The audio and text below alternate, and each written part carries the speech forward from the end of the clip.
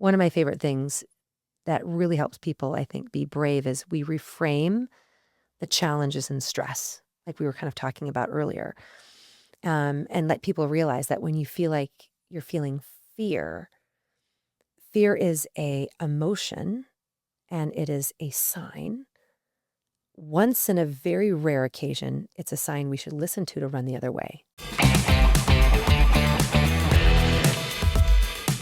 There's basically three ways that you can build bravery. One is changing the way you think. So, and and everything I'm going to talk about, the three steps, it's all about taking action in the presence of fear to achieve those meaningful goals. So when we talk about our mindset, a brave mindset, that's going to help us and impact our action because the way we think impacts our action. And then since you've read the book, you know about the third one, which is also who we surround ourselves Mm. with impacts our actions, right? So I think the first thing on my model, based on cognitive psychology, mindset impacts our ability to take action.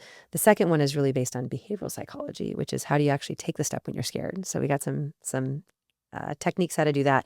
And then finally, who you surround yourself with will help you take that brave action. If you're around a lot of people who don't push themselves and they're not aligned with your goal, they're probably going to say, why are you going to get up and go for a bike ride? Let's just hang out and game all day, right? So you got to decide who you spend time with that are in alignment with your goals. So, just a little bit on the cognitive. I mean, I teach a lot of different things on the cognitive reframing side, and this is important for us to be happy in life, but this is also important for us to do in businesses.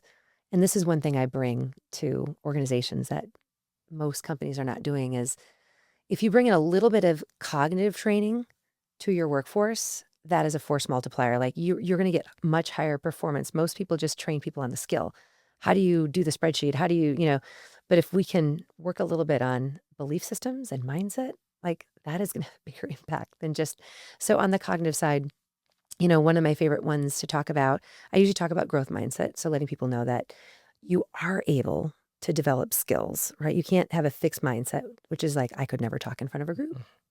It's like, no, let's reframe that and say, right, you can't talk confidently in front of a group yet.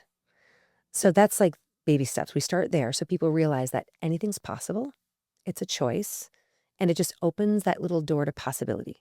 Like they've got a little optimism, like it is possible. So growth mindset. But one of my favorite things that really helps people, I think, be brave is we reframe the challenges and stress, like we were kind of talking about earlier, and let people realize that when you feel like you're feeling fear, fear is a emotion and it is a sign. Once in a very rare occasion, it's a sign we should listen to run the other way because it's telling us there's something dangerous and to go away from it. Maybe if there's a physical danger, or maybe there's something that we know is not something good to go toward. But most of the time, it's social fear. And so, in terms of the cognitive side, like I train people to like look at fear and decide, is this, let's get curious about it, but is it a sign that it's something important that matters that we should move toward? So we teach people like when they feel the fear, instead of running away from it, we teach them to run toward it.